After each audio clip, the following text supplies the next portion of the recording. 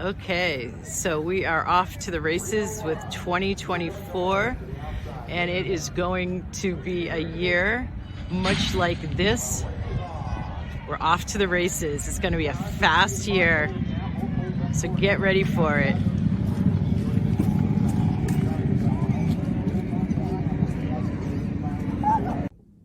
Hiya, Dr. Allison JK here. Thought that some of you could use some light in the sunshine. So welcome to almost 2024 or 2024, depending on when you're viewing this. We're gonna go for a bit of a walk here in nature. And I just wanna welcome you to your new year. Thank you. Happy New Year. Happy New Year. It's gonna be a year from everything I've researched and everything I have just spent the last week pulled back to perceiving, being really quiet and still and having very little public delivery, as I always do periodically always throughout the year and in daily practices, which is something you're going to want to do. But I do this too going into every new year. So this is a compilation of everything I've been perceiving. And plus, those of you who've been with me for a while know I've been talking about the 2012 to 2032 window since 2011 with my 2.5-year weekly radio show on Voice America, where I learned more about what this new era is going to be like. And so 2024 is a paradigm crashing year. So I just want to start out with, I know I've been a little bit surprised. I don't know, I guess I might have had some expectations that, while it's not so naive as to think, okay, so as soon as the first 10 years is done, we're done with the purging and cleansing part. And as soon as the second 10 years in the 2012 to 2032 window begins, that starts the building. But I did sense, and I tend to be precognitive and about 10 years ahead of the curve because I've been talking about this, and now the bottom line is it's reaching threshold. So those of you who have been following me for a while, the squirrel is totally looking at me. You guys are probably likely to hear some crows going off, maybe even some hawks. I have crows in my 4th book's cover because crows tend to be a part of the magic that I work with. So this year is going to be fast. And it's for a lot of reasons. There's a lot of astrological markers that are making it going to be fast. There's the crows. It's also, I know that many of you have already seen the Releasing 2023 video. You feel free to go back and look at that because it's really chapter 1 and this is chapter 2. And it was just posted a few days ago. The frequencies, when we're a higher vibration, we can go faster. And many of you have been with me long enough to see during live events or even on some of these videos when I'm going super fast. Now, it's interesting, and I talked about this in my 3rd book, Reasonable Dragons, and you guys really might want to go look at, in case those of you who don't yet have Reasonable Dragons, which is already also on Audible, and my 2nd book, Vibrational Upgrade, A Conspiracy for Your Bliss. Those are written in the teens, 2016 and 19 when those 2 were published. It's my 2nd and 3rd of my 4 books, both at #1 international bestsellers, but big deal, really. They talk about actually the times we're going in now.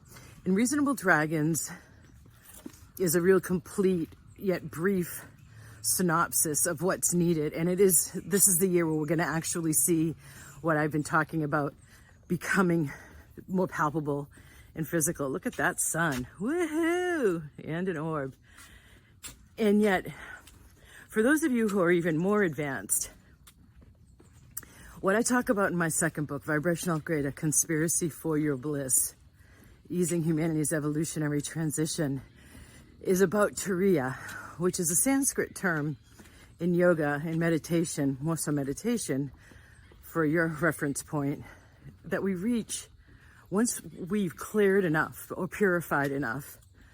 So I know that you hear a lot of people talking about we're always going to have to manage our thoughts. We're always going to have to deal with our ego mind or our lower self. And I just want to let you know there is a 5,000-year-old tradition that says, And I'm also saying that. I know from my own life experience and from people who have stayed working with me long enough, there comes a threshold that you reach. This is a bigger metaphor for the year we're moving into, so hang with me here. And by the way, at the end, I have coming a really great, lovely tip for one of the ways to really help stabilize you through the speed and the changes of this year. So there is this threshold that we can reach after enough clearing. And you'll notice in every vibration upgrade clearing statement, it's the first half is clearing, purifying blocks, hidden blocks. Not also, yes, of course, including the ones you're consciously aware of, but more so I delve into the area of where your unconscious and subconscious blocks are, meaning you can't hear them. You don't know them. You can observe effects of them, like if you're saying to friends and loved ones and family, not in that order necessarily, hey, I want A, and you're making choices that are going for not A, that's indicative of a block, right? You might call it self-sabotage. And that's like only one of the ridiculous amount of indicators of having unconscious and subconscious blocks. It's also where our potential is. So when every clearing, you're hitting so many different aspects of yourself, getting cleared from parts of you that you don't even interact with consciously or observe or are aware of typically. And then there's the activation part. And once you do this for long enough, I've seen it again from the people who have worked with me, giving me enough time, those who I've invited in to work with me at a more intimate, direct, ongoing level in the mastermind, out of magic manifestation and money flow, and myself. There's like this state, you've converted your biochemistry. So all of those blocks affect your body's vibratory rate because they correspond with the chakra. I've been talking about this for years. And overall, you emit a field, right? You emit your aura, and that communicates to the greater field of Tao, as we say in Qigong. I call it, I've nicknamed it the unlimited field, or the field of unlimited possibilities, rather, sorry. Point being is that as you clear more and more, and you activate more and more of the higher, proper divine messaging innate to our systems that get covered up for all kinds of reasons that you all probably have a sense about, family conditioning, societal conditioning, parental imprints, what some people are calling unconscious biases, others call unconscious conclusions, unconscious beliefs, karma, past life traumas, and this life traumas, and all sorts of other causes. As you clear those, you're raising your vibratory rate, and it corresponds with chakras in your body. So over time, there is a level of lightness that you eventually hit in your body so that the propensity in the back of the house consciousness, which I call the unconscious and subconscious, where the blocks are, but also where your unlimited potential resides, they get flushed out. You have more access. Stay with me here. If you've heard this before, I'm going somewhere new here. They get flushed to the conscious mind, and they become more accessible to your consciousness for you to then make choices from the new possibilities, because your peripheral vision is increased. You can catch more of the possibilities. And eventually you reach a point where, because the corresponding effects throughout your body, because every chakra corresponds to one of the major hormonal glands, and it runs along the spinal column. So it covers the two main communication systems of our bodies. The electrical, which is the central nervous system, or neurological. Notice that's brain and spinal cord. And then the chemical, the hormonal, or endocrine system. So as your system is having more light flushed through it, which I'm using here interchangeably with consciousness, as we clear more of the blocks, you will eventually hit a threshold where you are operating at an inherently much lighter level. And from that lighter level, the back of the house consciousness that's there has shifted in a way that it feeds the conscious mind to always reside on a higher track. So you replace the, oh, always me complaining, or victim voice, or self-sabotage voice, all of those, with the positive messaging from the divine and from your higher self. That's great, because you can observe the easier time you're having with managing your self-talk. But what also happens is, at a certain point, once you've done this enough, your whole biochemistry, your whole physiologically gets geared towards lightness. So it makes it neurologically, you have more propensity to go down the lighter tracks for self-talk.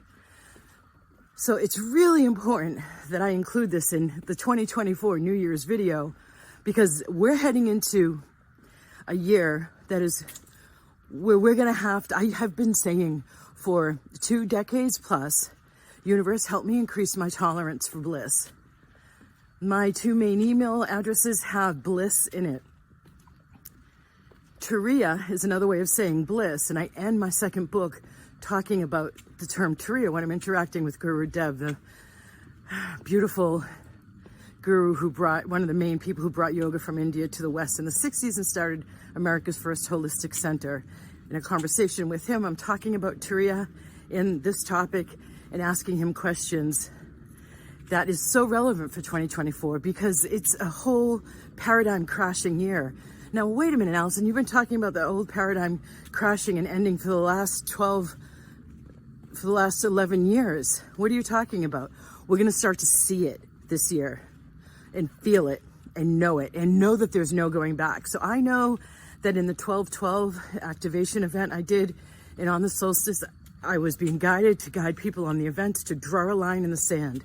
I haven't made those events available yet in the shop. I don't know that I will. They were so incredibly specific for that astrological time as we were being prepared for this new year, which again is going to be fast. You're going to feel very able to be productive right from January 1st. Mercury goes direct, although I have a different viewpoint about Mercury and its retrogrades and direct. I think that that's changed. I know that part of what's happening this year is Jupiter is very, very active this year, which means we're being guided to more expansion. We're being guided to new possibilities, new opportunities for luck, for higher consciousness, for good fortune, another way of saying luck, and just the possibilities that I have been talking about. The field of unlimited possibilities is now going to be able to become more of an everyday awareness that more and more people have, rather than just those of us on the cutting edge. And so one of the things that I talked about in the Releasing 2023 video is the idea that I've been noticing. It's not just an idea. It's coming from, I've been noticing over the past 6 months or so, when I go up to do clearings and activations, when I get to clearing the collective, which I frequently refer to as the trance of the masses, there's not so much resistance and heaviness there. It's a lot lighter. So we're going to start, so more of the masses have shifted. And in fact, one of my colleagues talks about, I don't know how he got this gauge except other than from his channeling, which I'm hesitant to regard other people's channeling unless I've listened to them over time and have seen them accurate. So with a grain of salt, I say this, he was getting that we're a third of the ahead above, or we're a third ahead rather, above what was predicted for where we'd be at this time in this great time of humanity's greatest evolutionary leap ever. So you're going to really want to get anchored this year. You're going to, in practices, I mean, if you're working with me, fantastic, you know, but if you're not, you're going to want to have some kind of grounding, anchoring practice where you can come back to get to your alignment with your higher self and with source and divine love. It can be easier if you're working with me because you'll eventually get cleared like I talked about, and it gets all of the self-management gets a hell of a lot easier when we have our energy system on board doing it for us, more so in increasingly. April's supposed to be a really huge month. There are 4 eclipses this year. One of the main aspects this year is Pluto's moving into Aquarius. It's like, I think, approximately a 248-year cycle.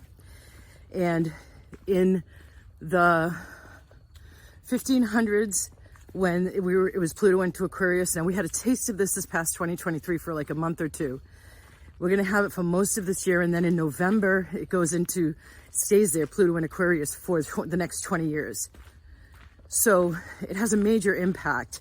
You know how we've been seeing, and I know I've done ceremonies out at sacred sites with vibrational upgrade practitioners doing energy medicine sent to the resistance, particularly as the toxic masculine was still really in resistance to giving way to the divine masculine, and asking and praying and setting energy for the resistance to be transmuted and transformed into acceptance and allowance and embracing of the divine masculine. It was right around the time the United States had the first state level challenge to abortion before it even hit the Supreme Court by a couple of years. So America, by the way, we're in a massive karmic return.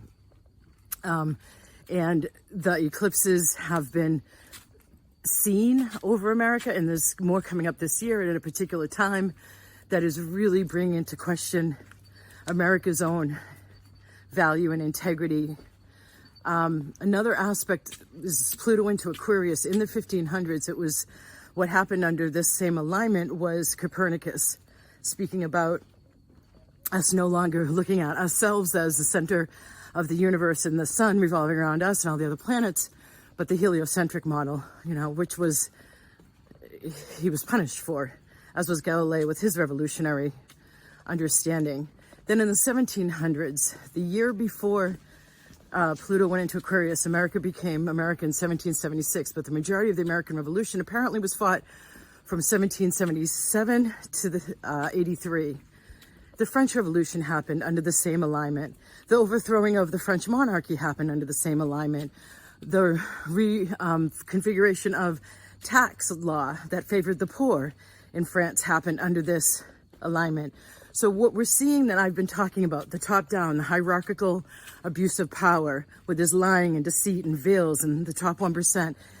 Instead, as many of you have heard me talking about since 2011, is the abundance for all concept. We're going to start to see that more and more and more, and you bet I'm going to keep working on that. So another aspect of this year, it's huge this year. I heard one astrologist say we're going to look back on 2024 and know, like, oh my God, was that a pivotal year? It's not going to be like the last 4 years, the sense of contraction, the sense of resistance. We're going to have to increase our tolerances for bliss and for joy. And I know I've mentioned this now more than a couple of times. It feels like the year going, New Year's 2021, I was talking about we're going to, that saying, it's too good to be true. We're going to be pushed to have to modify that and reevaluate and be able to accept something that seems too good to be true is actually true. We're entering into those times now with this year.